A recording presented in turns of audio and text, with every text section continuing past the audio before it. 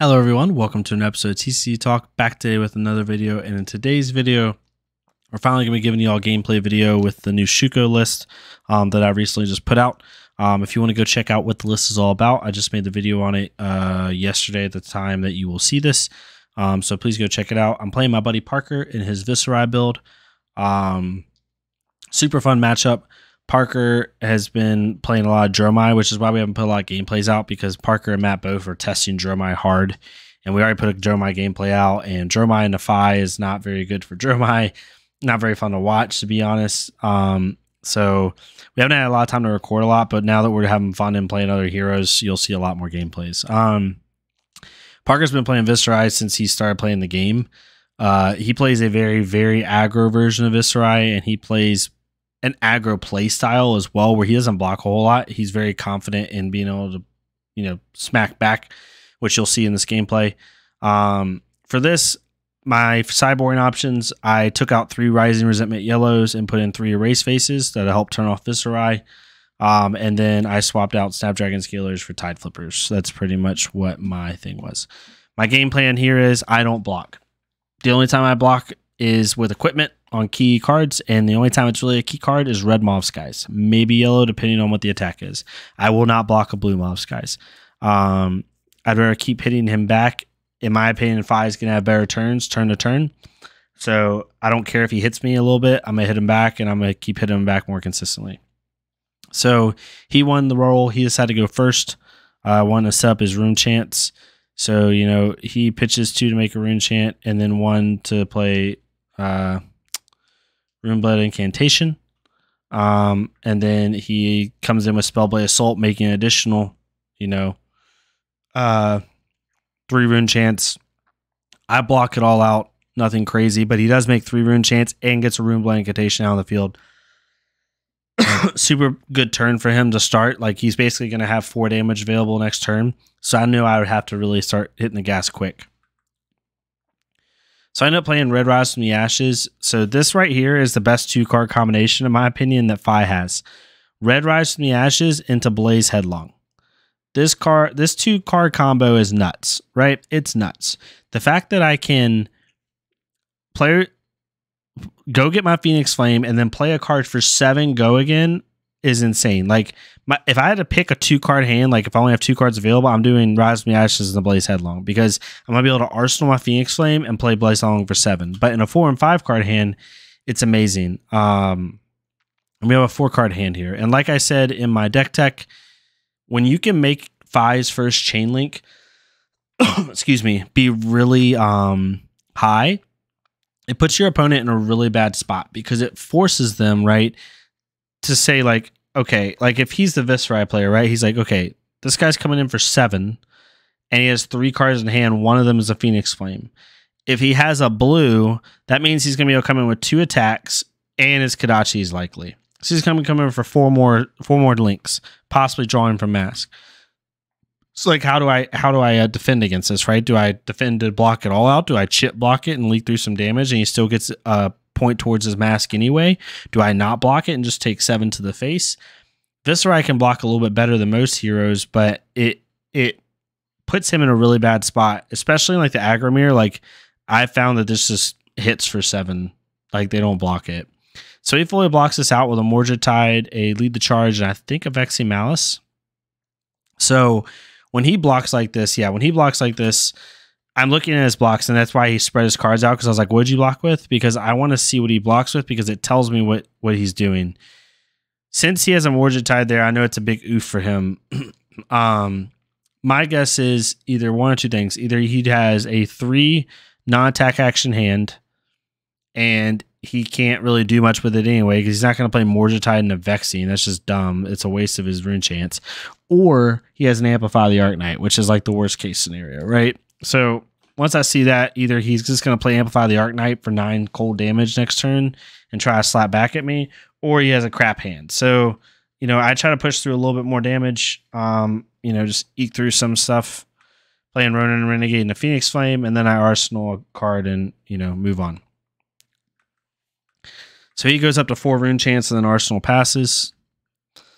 And so this is the hand where we're going to talk about Kodachi's versus Emberblade. So we have a 5-card hand here. We play Emberblade into Kodachi. We had 2 blues. We have a Flame Call Awakening, and we have a Phoenix Flame and Arsenal, and I believe a Spreading Flames. I'm almost positive that's what we have. So yeah. No, we have Phoenix Flame in hand. That's right. We had Phoenix Flame, Flame Call, Phoenix Flame and Arsenal, and 2 blues. Really crappy hand, right? So with Emberblade, the best we could have done with this hand is Brand for 1, Pitch Blue, Emberblade for 3. Then maybe we play Phoenix Flame, right? But we only have 1 floating at this point. Let's make sure we're good here. So he lets me draw from Mask here, right? Because I've only dealt 3 points of damage and I only have now 2 cards in hand. Like, what's the worst that can happen, right? Looking back on it, arguably he probably should have blocked with something, right? Like maybe block the Kodachi with his Skull Cap. I don't know. Maybe not. Maybe it would have been an efficient block, or block the Phoenix Flame with Skull Cap if he really wanted to keep his hand, but he didn't. But I think if I would have had Emberblade, it may have forced him to block a little bit more because I would have had more points of damage coming at him. But that's the good thing about these Brand and Kodachi builds that I've been noticing is it sneaks up on them. Where like they're like, oh, 1 damage here, 2 damage here, whatever, I'll take it. And I end up getting more mass triggers because people just don't respect it enough. So I draw into his Spreading Flames. I have a Flame Call Awakening in Arsenal.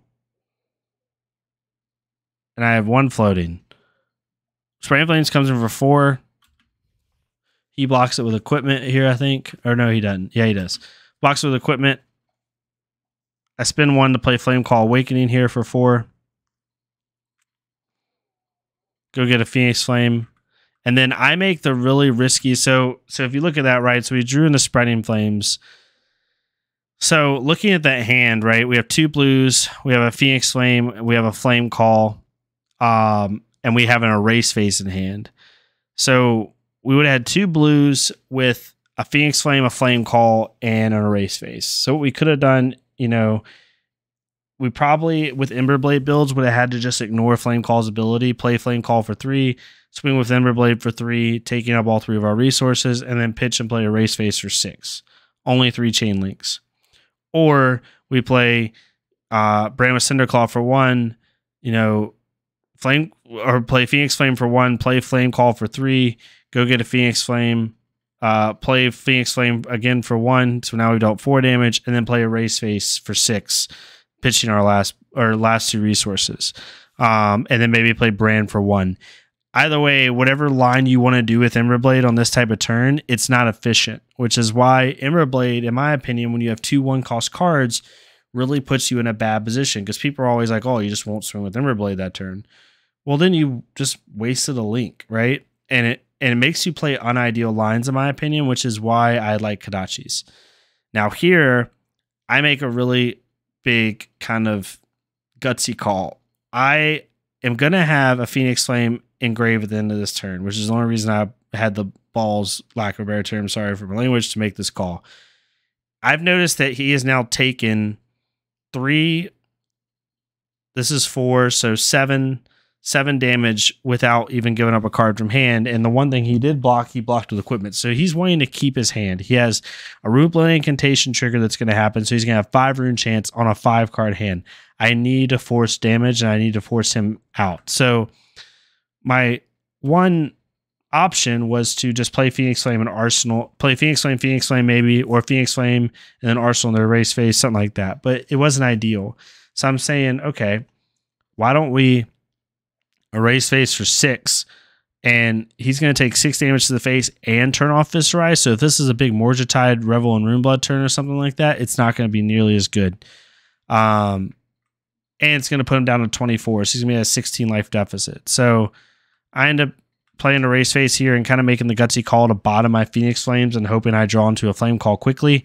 And the fact that I already had 1 Phoenix Flame going back in grave anyway, if I wouldn't have had that, I probably wouldn't have made this decision. But the fact that I'm going to have 1 in grave anyway, I still can go get a Phoenix Flame every turn. It doesn't hurt me too much. And in this matchup, you really only need one Phoenix Flame. You don't really need two most turns. So he blocks it out. I'm pretty sure. Did he block it out? Or did he take it? Can't remember. Yeah, he blocks it out. So he blocks with the Mauve Skies. I ask him what he blocks here in a second. He tells me. I forgot what he blocked with. So he blocks with the Mauve Skies. What was it? What was it? What was it, Parker? Trying to be sneaky. I forgot the third card. And a Vexing Malice. Okay. So yeah, he was probably going to Mauve into Vexing into something else, right? Which tells me, once he did that, it tells me that he has a Revel in Arsenal. That's why I wanted to hold it. Because he's going to play Yellow Mauve into Vexing, pitching 1. He's going to attack me for 1, 2, and 4, which is 7 damage. Then he's going to play Revel, make another freaking 5 rune chance, and attack me for 2, 2, and 5. So he's going to basically deal 15, 16 damage to me. There's no way he's holding that many cards unless he has one of 2 cards, Mordretide or Revel. That's just, a Viserai doesn't hold cards unless they have a super wide turn that involves Revel and Mordretide. So I know in his arsenal, he either has a Mordretide or a Revel, likely a Revel. He just keeps building rune chants. And so I have to keep pushing damage here. So I play Red Brand with Cinderclaw. Again, nothing crazy here. He takes it. I'll skip through a little bit for y'all. Flameclaw Awakening. I drew into a Flameclaw Awakening, got really lucky, and I'm going to make another Gutsy Call on this play. Just wait. I drew in a back-to-back erase faces on back-to-back turns. So we do that. He takes that as well. And then again, I pitch my... I drew into basically 4 reds or an Art of War and what was it? An Art of War and a Race Face, a Flame Call, and a Brand.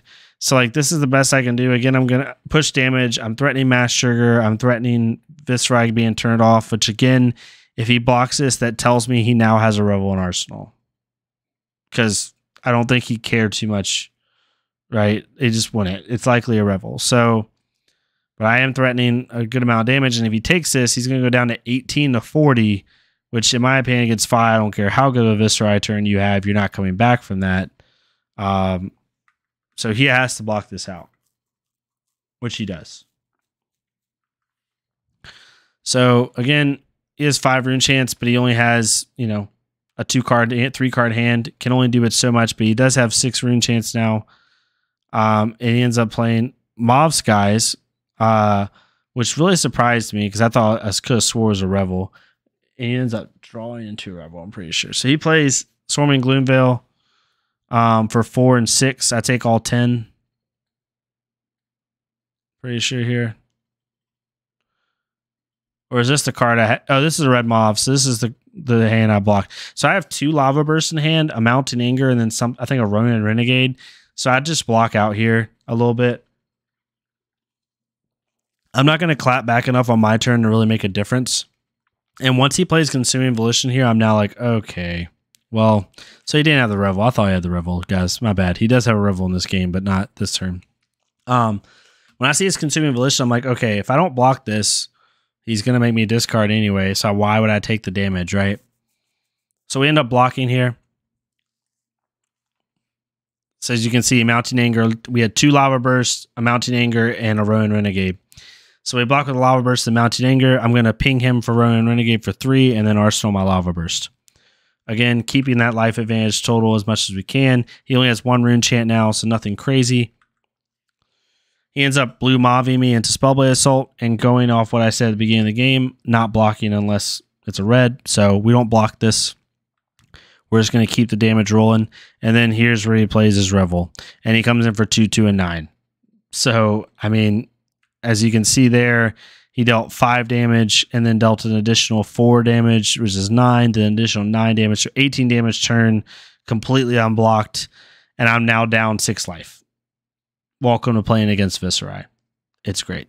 So here, I'm still confident though. I have a 5-card hand with Lava Burst. I still have Shuko online, so Lava Burst off a good turn can come in for a lot. So we end up playing Mounting Anger here. And this is the turn where Shuko gives you so much value, and I'll show you why. And why I prefer it over Stubbies, because it's the incremental value you can get out of it. The last 2 turns that I do here will show you why I like Shuko. So we play Mounting Anger for 4, Chain Link 1. I'm finding in my testing that most of the time, unless it's a Guardian, people let this go. They don't block it out fully, because it's a damned if you do, damned if you don't. You either block this breakpoint attack out, or you block a different breakpoint attack out. You choose, right? Most people don't block it because they can see what I banish anyway, and then be able to have more information to make a choice on when to block. I then play Spraying Flames for 3, I'm sorry. He blocks that. Then we play Brand of Cinderclaw for 4 because I banished it off Mountain Anger, right? So we're at 11 damage this turn so far. We're going to go get our Phoenix Flame for 2 and play it for 2. And then here's where, again, I love Shuko. So now he's blocked with 1 card for hand. He's trying to keep a 3-card hand, you know, so he can clap back at me. And then I play Lava Burst for 7 because it's getting +1 from Spreading Flames and +1 from Shuko. So it's getting +3 from its own ability, +1 from Spreading Flames, +1 from Shuko. So after taking, 4, 6, 10 damage after blocking Mask, he now just gets hit with 7 damage. So I snap it here because it's at 15-4, and because of Spreading Flames, if I can draw into a Ronin Renegade, a Brand with Cinderclaw, a yellow Brand with Cinderclaw, or any 0-cost card with Go Again, I can threaten lethal. So I'm trying like heck to get lucky. I am giving up my only Arcane Barrier, which was a huge risk, but I was trying to make it, and of course I drew into a Phoenix Flame. I kept seeing Phoenix Flame so much this game. Drew into a Phoenix Flame, which wouldn't have threatened lethal. It only would have dealt 2 damage, so I had to pass. So now I'm just hoping to God that he doesn't have some God turn where he just kills me. He ends up Spellblade Assaulting, making 2 Rune Chants, and then Creepersing it, a Sonata, drawing into a Meet and Greet. He doesn't have any resources flowing, so he can't play the Meet and Greet, thank God. But he can play Rosetta for 2 and 2, which I take all of that, 2, 2, and 1. And then finally, my last turn, again, this shows you why Shuko is so good. I just did a Lava Burst for 7, right? And now you're about to see another card that it just buffs and does amazing with. So because it's 5-4 and I have no Arcane Barrier now, I basically know I have to kill him at this point. I either have to kill him or make him give up his whole hand. He doesn't have any Rune Chants flowing, thank goodness. But I need to try to threaten lethal here. So we end up Kodachi him for 1. Again, because he has Spellbound Creepers and because he has Grasp of the Arknight still with 1 points of damage, I need to try to force those out early and make my turn go as wide as possible so I can force a lot out. So he's Spraying Flames for 3 here. It's gonna, it's gonna force something because he can't go to 1, then he just loses. He has to chop block this. So he blocks for 2. I actually missed this point of damage. I didn't even realize it till this. Because more time I'm pretty sure blocks for 2. It does. So I just missed that, which is my stupidity. I Phoenix Flame for 2 here. Again, forcing a 2 block. And then I Burn Away. So Burn Away, because it gets +2 from its own effect for banishing a Phoenix Flame, it goes to 4 Go Again. Then it gets +1 from Spreading Flames, and it gets +1 from Shuko. So it's coming in for 0 for 6 Go Again. This is the exact reason why I tell people to run this card. It's so good. 0 for 6 Go Again. He only has 2 cards in hand, so he basically has to block with both of them. And then I come in with Flame Call Awakening for 4, and then again I come in for Phoenix Flame for 1. Or 2. So he dies. That last turn dealing 4, 5, 6, 12, 12 plus 4, 16, 17, 18 damage over 6 links. Just really good overall, fun game to play with him. Again, I love playing against his Viserai because he's super aggro. He just doesn't care. He's gonna try to slap you back in the face. We were just playing for fun, so I just kind of wanted to give you an idea what the matchup looks like. But that match as a whole showed you what the Shuko build can do. And with Kodachi's, the Kodachis allow you to be a little bit more flexible with bad hands. And then, with Burn Away and with Lava Burst, it shows you what Shuko can do late game and how it makes such a huge effect on the game. But yeah, hopefully y'all enjoyed this. If you did, please leave a like, comment, subscribe. If not me, totally fine. Go to our Fleshbug career, leave a like, comment, subscribe on their stuff so we get more people seeing this game. I'll be trying to do other gameplays here soon now that we're just, having fun with different heroes. Both of their RTNs are over. Both Parker and Matt got top 8 at their RTNs. I have my RTN this weekend. It's draft. So hopefully you do well there. So now that we're kind of like just chilling, we're having fun with the decks and stuff and playing different heroes. So hopefully you'll see different types of matchups on the channel.